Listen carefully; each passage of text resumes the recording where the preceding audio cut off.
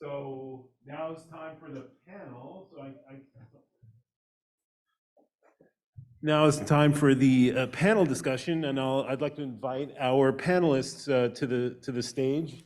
If you'd like to have a seat here, or not, if you'd rather stay where you are. And Mike is going to try to displace.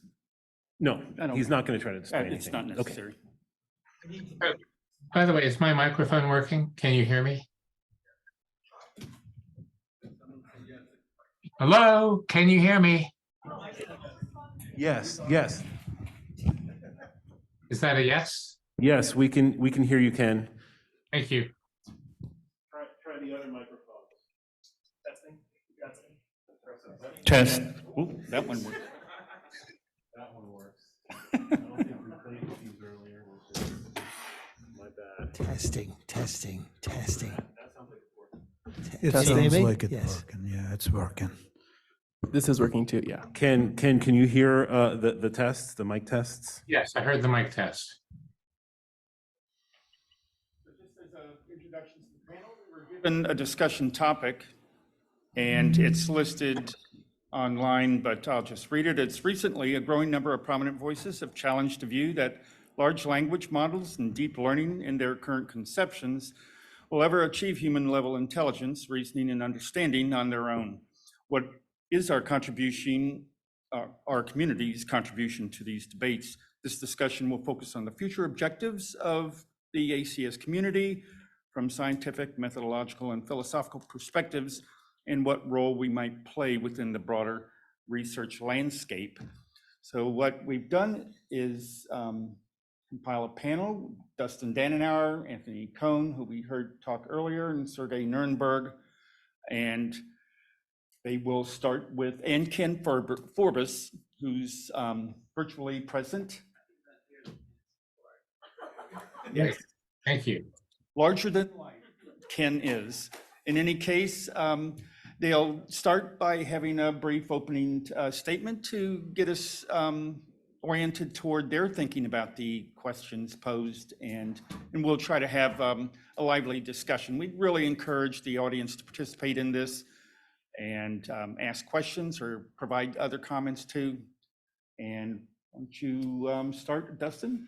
Sure, thanks. So I'm gonna just run through a couple high-level points. I've been doing my best to think about my current views on this topic. So I don't know if there really is a debate. I think there might just be a few loud deep learning preachers on social media. Everyone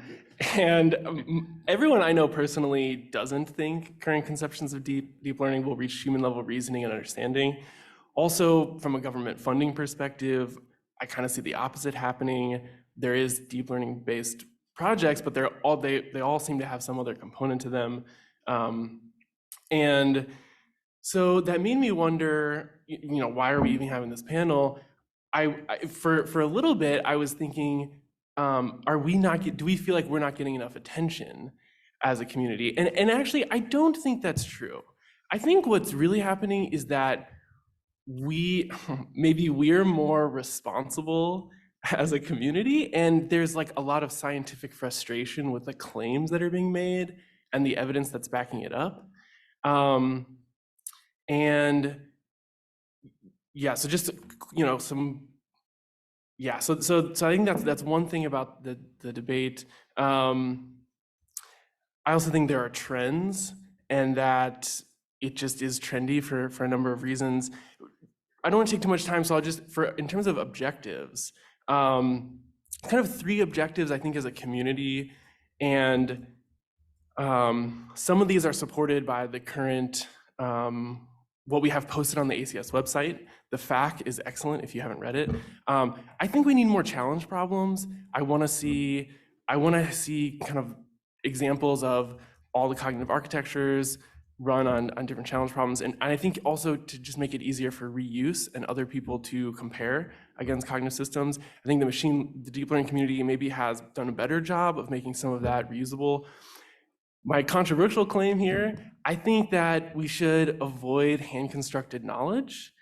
I think that as much as possible, I think to test new ideas, it's fine. But I think for real world deployment, I think we should try to avoid hand-constructed knowledge by humans. Maybe, and one argument is that maybe human time is more precious than data or compute resources. And so maybe it's okay that we have techniques that require more data and more compute if it means less human time encoding knowledge. There's other issues as well, and can't wait for the pushback on that. So I think we should welcome folks from machine learning. I think that what I'm seeing is that people are interested in the cognitive systems community, but they maybe don't know about us. I'm worried about them trying to reinvent the wheel. We could be maybe more vocal on social media. I think that with the large language learning models, I think there's a huge ethical and moral inspiration for all of us to keep developing the techniques in this conference, because I think a lot of what's happening in deep learning and the large language models may lead to wrong information and misinformation, which is kind of a big societal problem. And I think the techniques we're working on can better combat that. And I'll leave it there. I think I talked too much. Thanks. Ken, why don't you take it? Sure. So let me share my screen. And hopefully it'll work a little bit better this time. There we go. Okay, so even if we don't get just the projected part, well, we did. Well, close enough. All right, look, this will do. So I just want to make 3 quick observations. First of all, I get tired of people saying, and the symbolic systems don't learn. And I just find that's a sort of meme, and I'm tired of it. And I'll just push back in terms of analogy. Other people could push back with ILP or other techniques. So analogical learning has 4 advantages over deep learning. It operates incrementally. You get results almost immediately. The models that are produced are inspectable. This is a cred, but I don't have to say why relational representations are a good thing. It tends to be data efficient, that is, fewer examples are needed, and it tends to be training efficient, just one exposure, not many. For example, and by the way, this gets to Dustin's point about avoiding hand-coded knowledge. Totally agree. I think having a large endowment of hand-coded knowledge to bootstrap a system is fair game, but then after that, it's expensive, but investing in modalities is good. For example, in terms of vision, so recognizing sketched objects from images of them, not from digital ink, which is easier. So in fact, if you look here at the left, the coloring book object data set has a whole bunch of objects that are found from children's coloring books. And they're easily recognizable to kids. There's only 9 examples per concept. And so this is extremely low data. And if you look, Lynette gets 5% accuracy, ResNet 10%. The first one of the deep learning systems that gets above chance is a pre-trained version of ResNet, and that's barely above chance. Traditional analogy using analogical generalization, the same SAGE algorithm Joe mentioned this morning, gets just under 30%. Our new part-based system that does hierarchical analogical learning now does the best of anyone on this data set, 37%. Still a lot of headroom, but you notice the 2 top performing systems are both analogy-based systems. We're also now competitive with deep learning systems, the TU Berlin data set.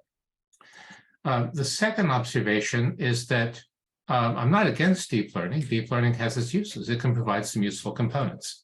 For example, we have a kind of hybrid primal sketch that we use these days, where we have components like faster RCNN and mask RCNN to do things like get bounding boxes and masks of objects as well as labels for them.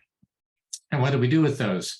We put them into CogSketch, which of course does a combination of qualitative and quantitative processing. To CogSketch, those identifications are just glyphs. And so you see the qualitative representation in the middle box. That's what CogSketch automatically computes from the materials coughed up by deep learning. And if you look really closely, you'll see RCC8 non-tangential proper part inverse, which is exactly the kind of representations that Tony Cohn was talking about early today. Yes, indeed, we use them every day. We find them useful.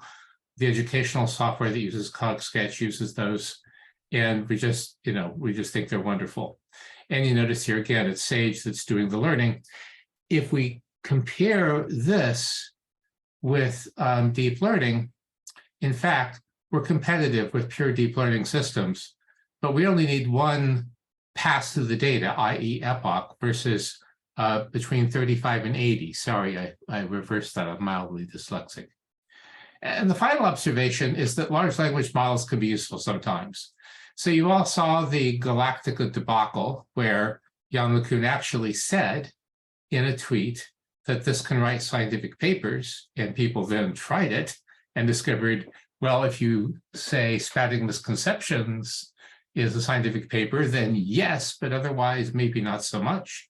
And perhaps Facebook, which is known for spreading misinformation, shouldn't be flogging a generator of it. Maybe that's not a good idea. In our own small way, we've seen similar things.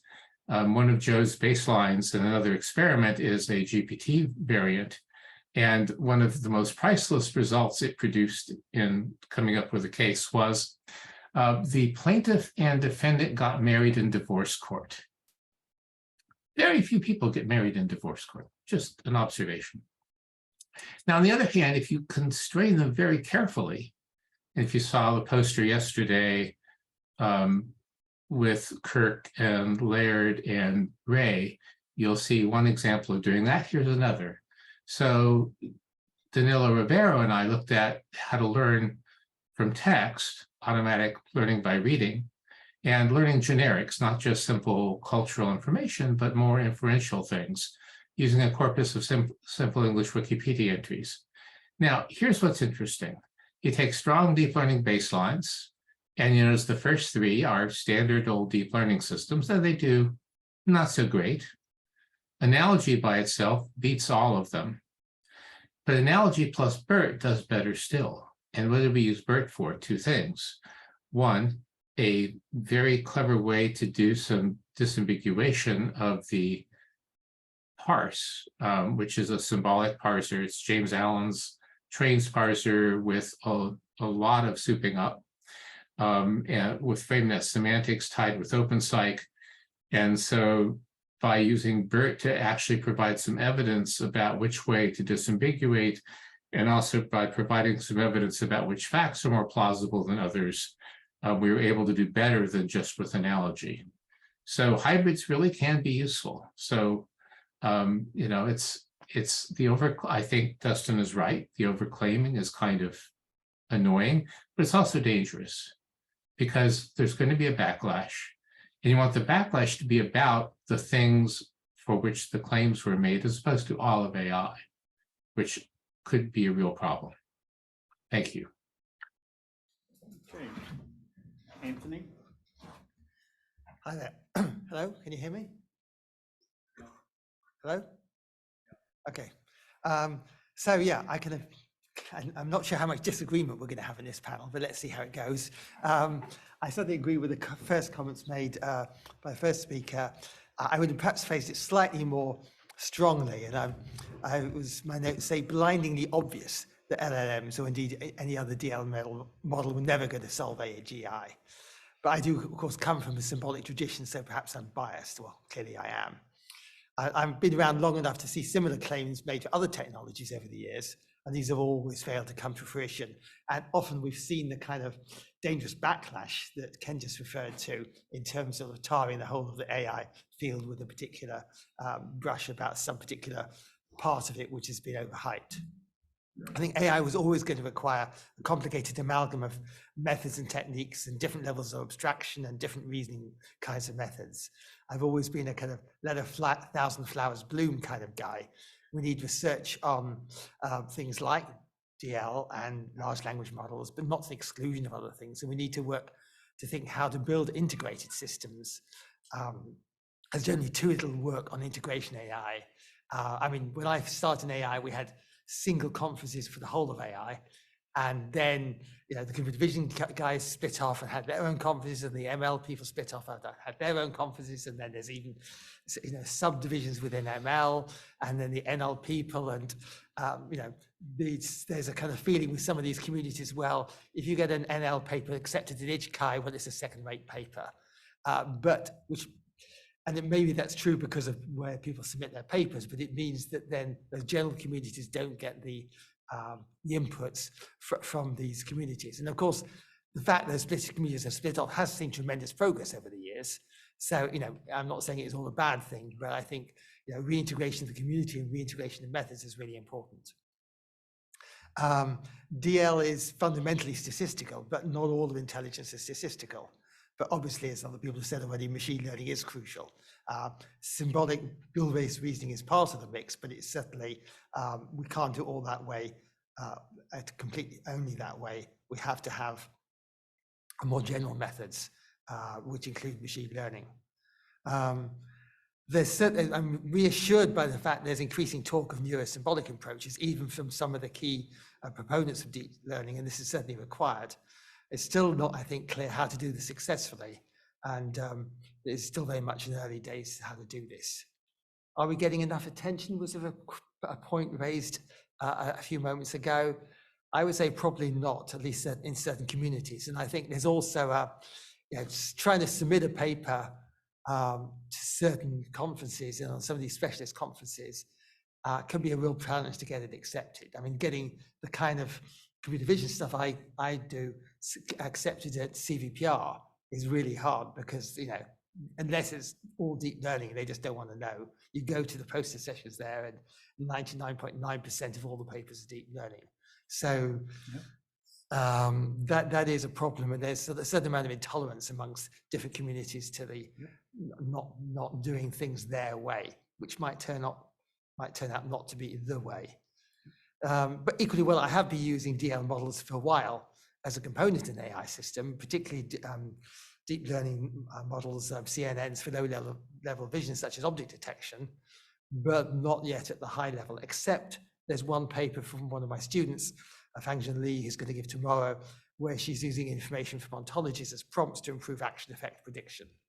So, I'm not saying I'm going over to the dark side, but I think it's certainly worthwhile investigating how we can combine, symbolic methods and DL to try to hopefully get the best of both worlds. Final thing I'm going to say, I've probably gone on for long enough, is validation and verification is clearly a problem for deep learning, and that even if they always produce perfect results,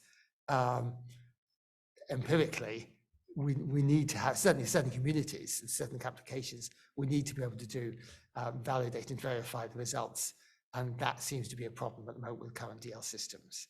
There's other things I could say, but I've probably gone on long enough for now, so I'll let Sergey go take over. Okay, thanks, Sergey. Well, I'm in an enviable position that practically all I wanted to say was already said by the previous panelists, and we got presented with actual content and technical content. So what remains to me is to give some more general thoughts. And what I would like to reflect on is that what we are seeing in part has to be viewed from the point of view of sociology of science. That is, our communities change and operate in various ways that cannot be guided externally, but cannot be observed and analyzed. So the major point that I am hearing in this discussion is the distinction between method-driven work and task-driven work, right? And practically everybody, including what Dustin said earlier, he said no knowledge acquisition. It's about methods. What I would like to see us do is to say this is the task and then to see what methods are appropriate. Okay? And well, it so happens that I believe that for a long time we will not be able yet to avoid manual knowledge acquisition. And I agree with Ken that using it as the preliminary stuff, as bootstrapping is correct, and then we will need to use actually quite comprehensive knowledge systems or AI systems in order to really learn new materials. So, okay, why is it that people prefer method-oriented stuff to task-oriented stuff? Because it's easier. You don't need to learn that much, okay? And this is how everybody is doing it, and this is why the students like doing it much more. And I remember I was vituperating for many years about this, and I remember how the late Aravind Joshi told me and taught me once, long ago, saying that I shouldn't vituperate about the method-oriented research because it is very important from a certain point of view in the scientific research community to find where the boundaries of certain methods are, right? So how to push it to the boundary. So with DL, we already witnessing it, they are very much at the boundary. They don't know what useful things could be done in critical applications. Because, you know, as long as you say that the current applications are good for advertising, copy creation, and some other applications where you don't need people to really understand that you understood, the agent can work. I'm talking about conversational agents. It's a partial thing. So both approaches are needed, but we still need to see that the long-term goal is task-oriented. We need to build systems that perform all these cognitive tasks that comprise cognitive systems better. And one thing that I would like to say about integration, because yes, integration is what everybody is talking about, but everybody is talking about it wrong. Why? Because it's not that, like everybody is doing now, we need to put a little bit of knowledge into empirical deep learning systems. It's totally the opposite as what Ken just said. So you see, there are places in which the empirical systems, or whatever we want to call them, big data-based systems, can support real work for real applications, for real progress in real topics and tasks, and not the opposite. And I think that obviously in what we are discussing right now, with simply the framework is not such that we can do. I'm throwing out slogans for you to yell at me that I'm doing it wrong, right? But there is a need to discuss it slower, because, you know, my personal opinion that the whole flourish of these papers on neurosymbolic architectures is, once again, yell at me, it's so much hot air. So we could discuss it in more detail, and last thing I would like to say is that we need more than panels of this kind. We need dedicated workshops. Maybe at the next ACS, we should organize a workshop to discuss these things. I would be more than happy to contribute to organizing something like that. I have much more to say. But so you're volunteering to chair? Yes, I next year. Yeah, I am. Not the whole conference, though. No, I have done enough of that over the years. So there's our slogans to begin with. Who wants to yell or has a few more questions or comments, Pat? Right, thank you. I wanted to echo something that Dustin said and that Sergey said, but also disagree a bit. So I want to review some history for you first. So in 1980, a group of people declared machine learning as a new subfield of AI. And over the next 10 years, we launched the field, we established a referee conference and a journal.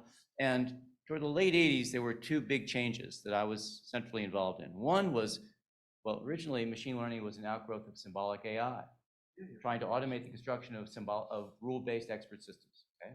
That's right. And so some of us said, well, that can't be right.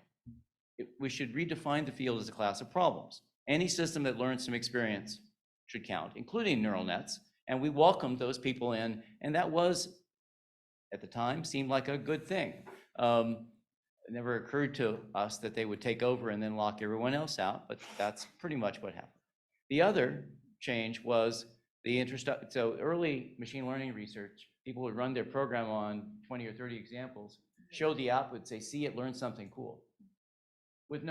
Sometimes they didn't even have a performance system, and they certainly didn't measure performance on a separate test set. So we said, no, you really have to show that it's learned something and it's getting better. And that was a good idea too. That combined with the UCI repository, for which we can blame David Aha, led to careful empirical research that then gradually turned into mindless bake-offs of the kind that we see all over the place now. So these were good ideas that backfired in some way. And so do we challenge problems? Yes. Do we need task-driven, problem-driven research? Yes, but there are different ways to do that. One way to do it that I had not thought of until recently, and if I had a AAAI senior member track paper in February on this, I called it the computational gauntlet of human-like learning. And in it, I said, look, it's not about getting incremental performance improvement. What we want is we want systems that learn like people in the sense that, how do people learn that's different from a lot of the current statistical learning system? Not just deep learning, but even random forest, right? Well, people learn, they learn in a piecemeal way. They learn a little bit at a time. They do it incrementally. They learn rapidly.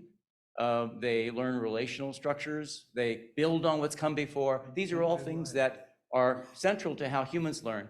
And there's no reason why we couldn't pose challenge problems that have those as constraints. And then we can dare people we can have competitions. They show that your systems can do this rather than given a humongous data set. So that's one path I think is worth exploring. And I'm sure there are others that we can do to try and, what happened was, I'm almost done, was that over the past 20, 30 years, people have slowly redefined the landscape. And no one asked us, right? And it started with the data mining craze in the mid-90s, but it gradually, that enabled a lot of the current big data, deep learning stuff. Yes, please. Yeah, well, great, wonderful, I agree. And we also have been talking about human-like learning through the medium of understanding really and represent learning through that. But that raises, first of all, the competitions are yet another meta-level method. And the second thing, I don't know whether this is appropriate for this as a topic for this discussion, is interpretation of terminology. You don't want to get me started about terminology. Okay, I stopped. What do you mean by terminology? Right. So when I hear lots of people saying in the presentations that they do common sense reasoning based on concept net, well, it doesn't make sense to me, because I think that we are doing language analysis based on an ontology which is not, whose elements are not strings of natural language. So it needs to be discussed. And this is just one small example. So when people say, oh, well, we solved the problem of a particular kind, when you start unpacking it, it's a gripe. Yeah, for the record, I hate competitions. I think that they cause a lot of grief, but Yeah. that's a harder road to hoe. Yeah, for example, since 2001, I think, they ran the competitions in natural language processing on reference resolution. And they declared that, they are up to 93% of something or other. And then when you start unpacking, you see that the percentage of actual phenomena in reference that they described is like very small. But people, including in the funding agencies, they don't hear it. And so they are, they go with the flow. Sorry, this is another gripe. I stopped. I'd like to add something to that. So I'm part of an OECD study where we're looking at characterizing the state of the art in AI for policymakers and people designing education systems. And one of the things that we're seeing over and over again is that most of these machine learning data sets do not measure what they claim to measure. So they're not psychometrically evaluated. So when they say reading comprehension at human level, what they mean is we made up some questions, we ran Turkers over it, the Turkers scored this high. Okay. And there's all sorts of things that if you know about human testing, it's a hell of a lot more complicated than that. So that's problem one. Problem two, even if they were psychometrically calibrated, that doesn't mean the implication is that the thing is as capable. There's a paper coming out from the Educational Testing Service that's going to make this very, very plain. So here's the result in a nutshell. You take a test that's widely used in the European Union for measuring language skills, and you can show that today's machine learning systems can actually get to a particular level where if a human scored at that level on that test, they would be capable of generating coherent dialogue and explanations and responding in all sorts of conversational circumstances, none of which are true for these systems. And so the problem is that the testing of these systems, the data sets are actually not telling us what people think they're telling us. And that's dangerous too, because you hear all these claims, we're at human level performance at X, Y, Z, P, Q, and R, and we're not. We're nowhere close. Let me have just one more historical point. I participated in the first ever DARPA run competition of that kind in 1992. And it was very interesting. It was about machine translation. And the interesting part there is that they spent more time preparing more effort and more money preparing the evaluation suite than both the teams that were preparing systems spent on their research. That's one. And second of all, the results did not take into account paraphrasing. Okay? And this is just on the surface of it. So it's to echo what Pat said, and indeed what right now what Ken said is absolutely true, because what's measured is, well, strange. So I have a comment on the competition aspect. Just like to mention, going back to that. So I agree with the points on benchmarks. There's a lot of positive things about competitions that we may be overlooking. So first is that there's usually some work that goes in to make them very accessible to people and to make it so that other people, so a lot of these competitions require that the competitors have to be made open source and available. And because of that, there's kind of unified effort to make these systems and a domain available, which makes it very easy for new people to come in, see what's happening. So, I've been working on, we have a tutorial Tuesday. this domain, Dungeon Crawl Stone Soup. One of my big desires for it is to have both large vector representations, so you can look at deep reinforcement learning, and also PDDL or symbolic state representations that you can get straight from the game. I'd love to be able to do very careful analysis of knowledge-based systems, maybe some hand-coded human knowledge, maybe learned, versus deep reinforcement learning, and look at a lot of and then also all the hybrid systems you might want to look at. So the thing is, if we, I imagine I'd love to have Midka, Icarus, SOAR, Clarion, deep reinforcement learning, all these things on one problem domain. I think it would make it more approachable, especially for younger folks as well. We have to be careful with all of the problems that were said about benchmarks. It should not become something where you just try. And I think one reason is that existing benchmarks are maybe too simple. And I'm not done with the API for Dungeon Crawl Stone Soup. It's a complicated domain. That's one reason I like it. So I think we could have a bunch of different tasks within the domain because it's so complicated. So one of the problems. Benchmarks are evil. Yep.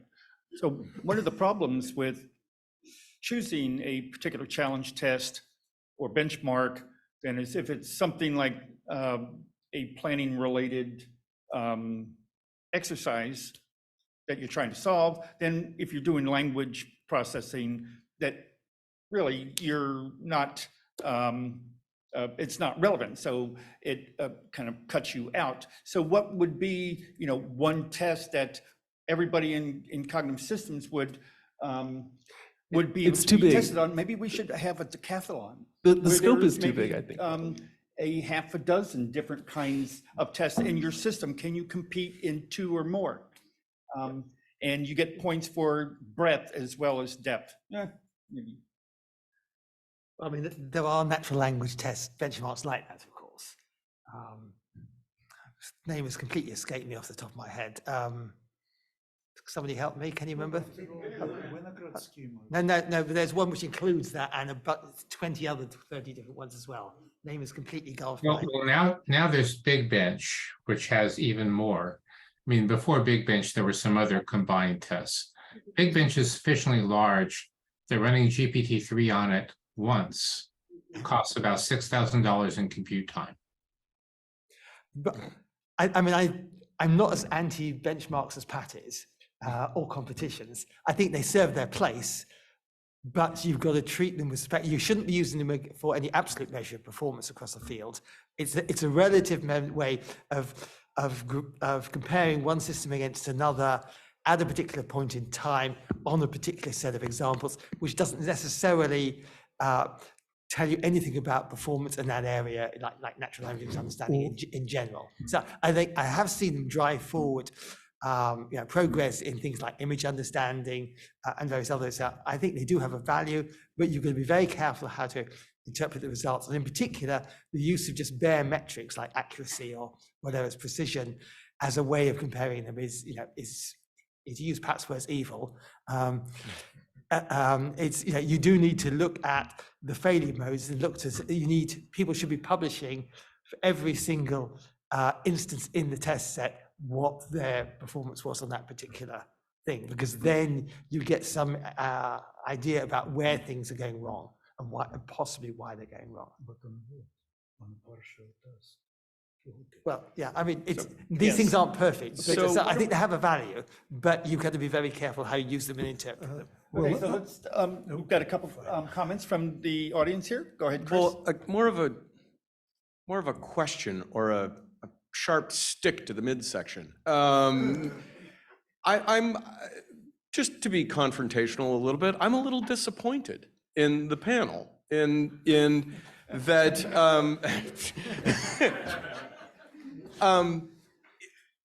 all of you said, "Oh, there's a place for these deep learning models that we should, isn't it possible that as a community we need to not seed the ground, that in order to actually dispel the myth that there's something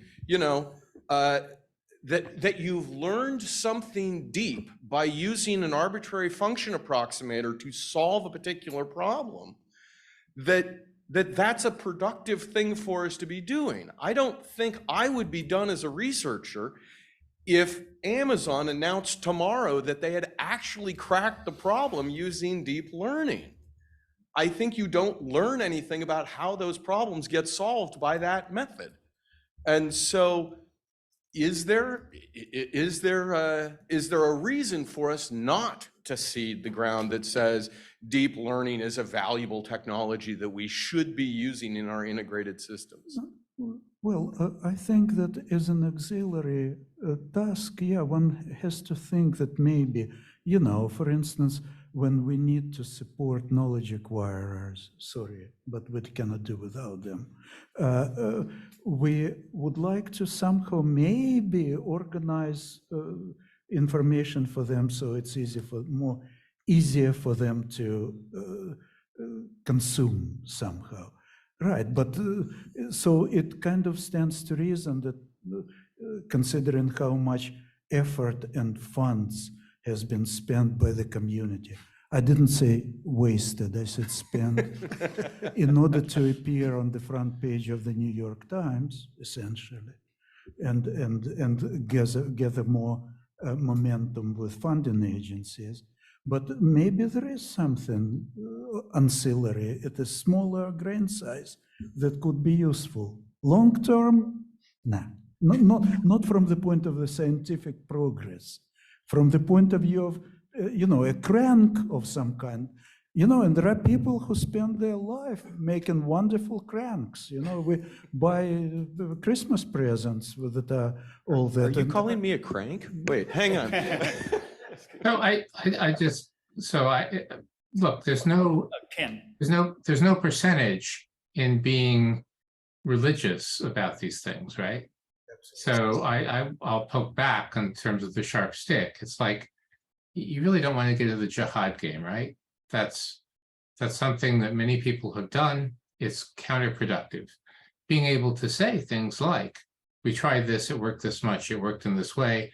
Oh, and by the way, it doesn't do all these things. So for instance, one of our problems with the vision components is their range is so tiny. The number of objects that these things can recognize is tiny, is nothing like what you need. So if you think that they're going to solve your problems for you, they don't. They just don't. And it's even more embarrassing if you look at semantic segmentation and part segmentation. Those are like 24 different kinds of objects. There's a lot more objects in the world. There's a lot more objects in the room you're in than those systems can recognize.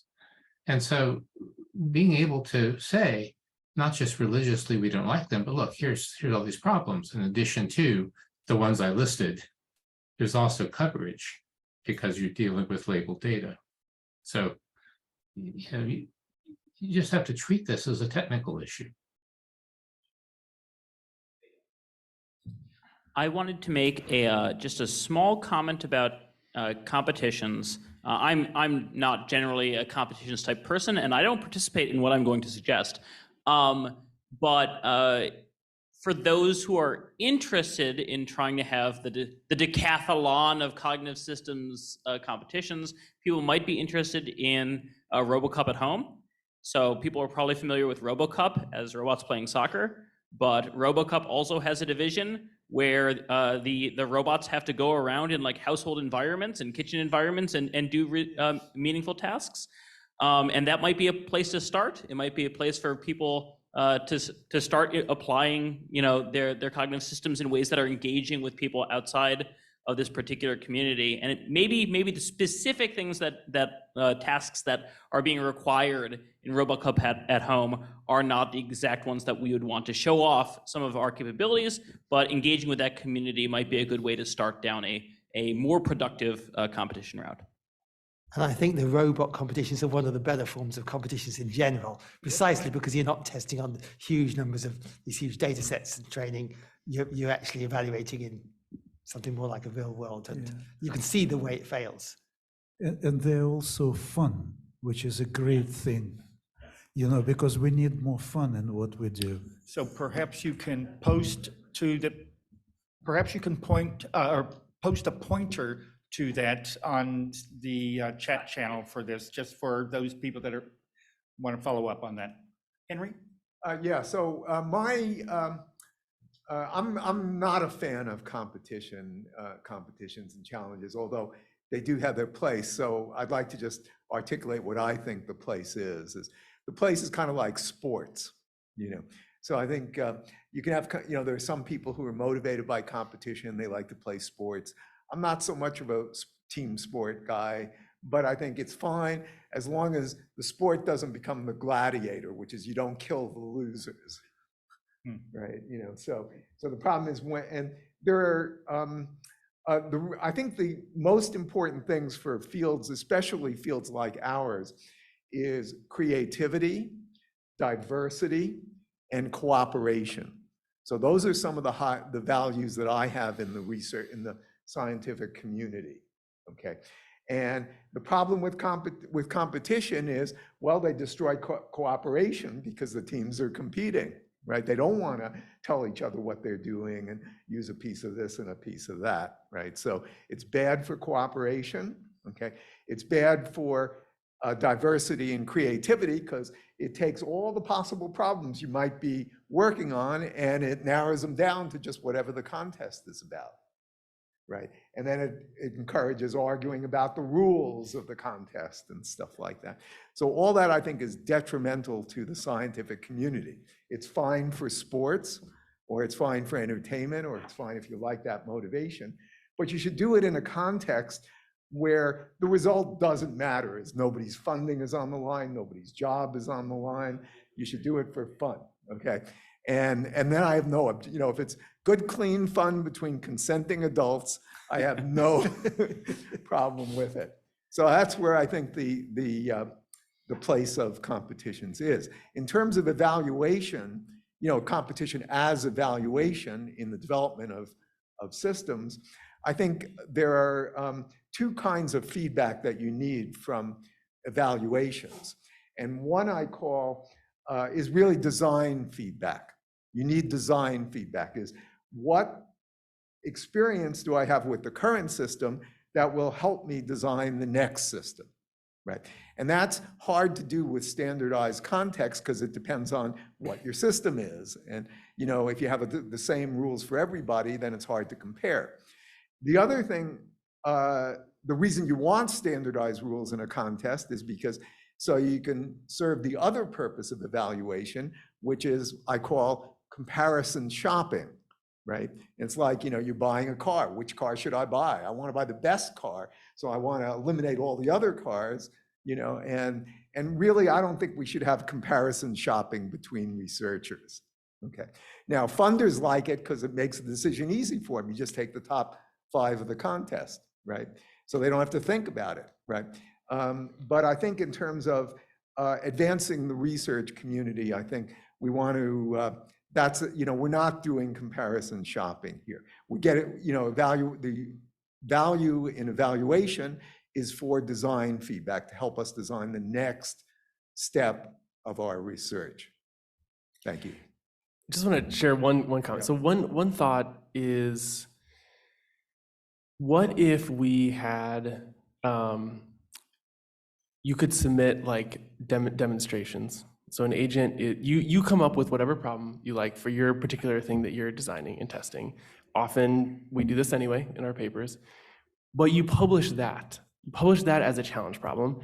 And I think what would be great is if we could offer publication credit or some kind of credit, maybe it's a form of a short paper, for people who have other approaches but apply it to maybe the same problem or like the same domain. So maybe we'd have many of them, it wouldn't be a competition, but you still get a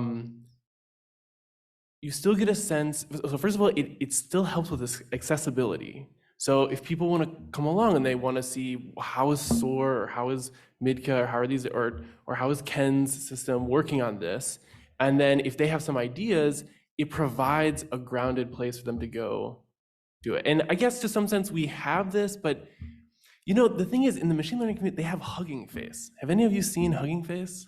Yep. It's kind of incredible. So, and they have a reinforcement learning section. Why don't they have a cognitive systems section?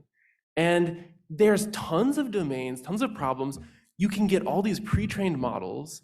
It's so accessible. They even have little demos in the browser. You can do a test. You can test BERT or test these things right there. It's like 30 seconds. So, and I would like to see our community grow. So there's kind of some issues. One is just how do we advance the science? I think things like that could really help maybe getting more attention to our community. And I think a huge wave's coming. I think you hear all these people realizing the boundaries of deep learning. There's more interest in neurosymbolic. You know, I'll give one example. I saw the first Return Then Explore, a Nature paper on reinforcement learning. One of the reinforcement learning is like, I think is more some top tech company folks. They solved Montezuma's Revenge by explicitly storing past states and using those to guide exploration. Sure sounded like case-based guided deep reinforcement learning. They didn't use case-based reasoning. So I feel like more and more they're going to be looking to go beyond deep learning. And I think if we can try to make our work more accessible, I mean, it takes work. It's extra work you're talking about, but I'd like to see that happen. Okay, I mean, I think that those are good proposals, Hugging Face and stuff like that. I have no objection. I want to just respond to one comment in the Slack channel. David Menager, I think, said, is the problem with deep learning systems is they require these huge data sets. And, it's not the way people learn. We can learn from very few examples. And that is something needs to have much more work addressed to. There was a call for proposals of research about 5 years ago or so in the UK on human-like computing. And part of the criteria for applying for it was you were explicitly not allowed to use neural networks in your proposed methods. So maybe we need more funding calls like that, where it actually ban and force you to use other kinds of methods. So, and who was it that posted that one? David Menager. Menager, okay.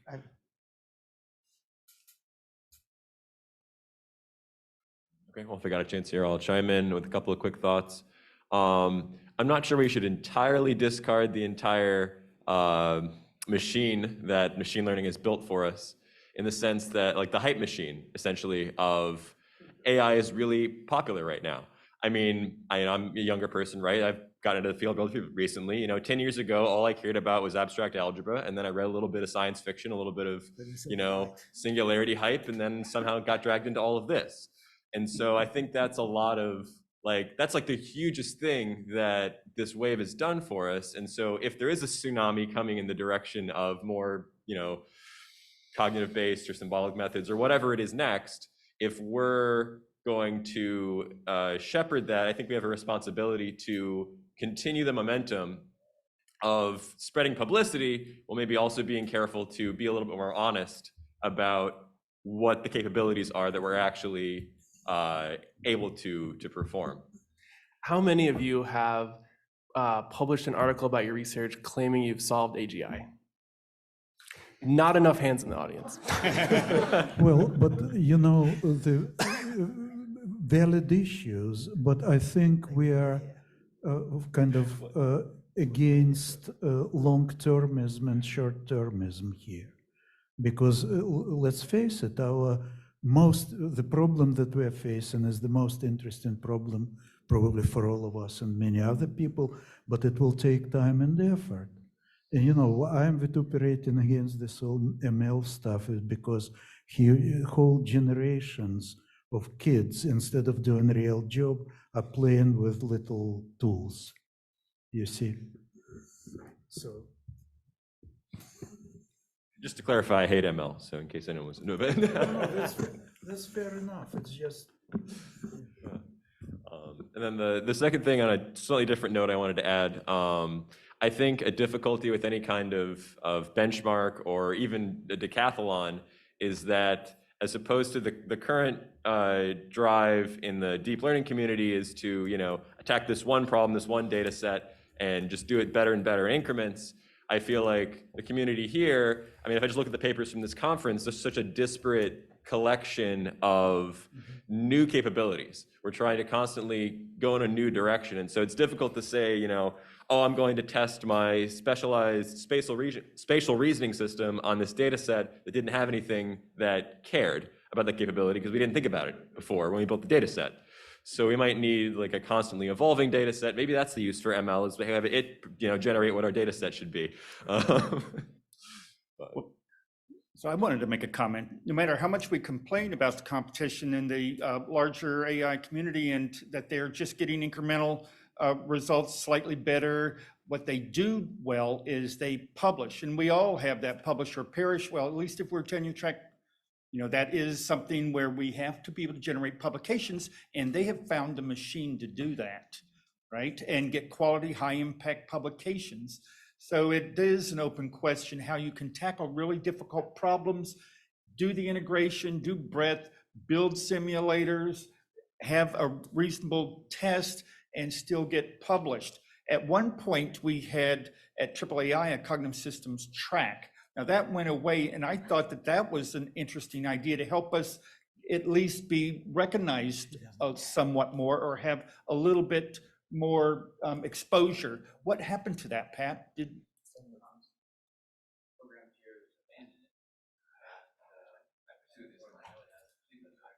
The AAAI program chairs are on our side? Yeah, so.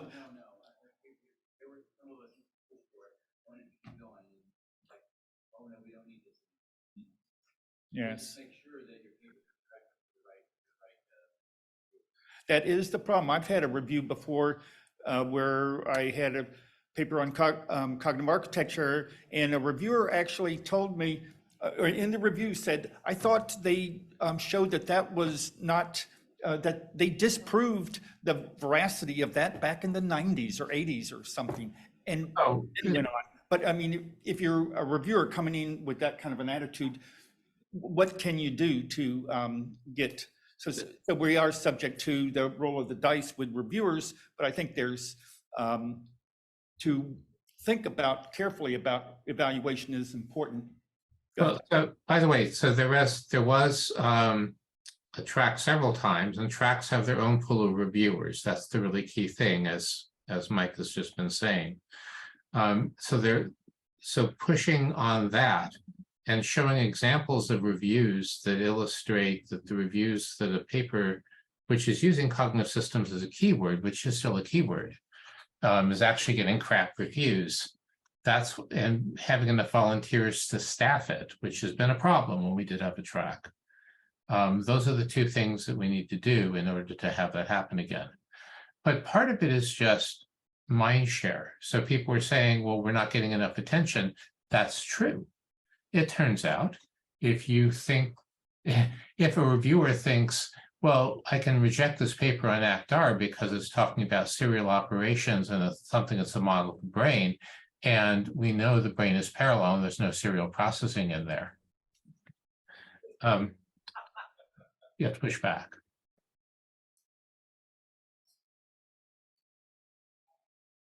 Is it time? Go ahead.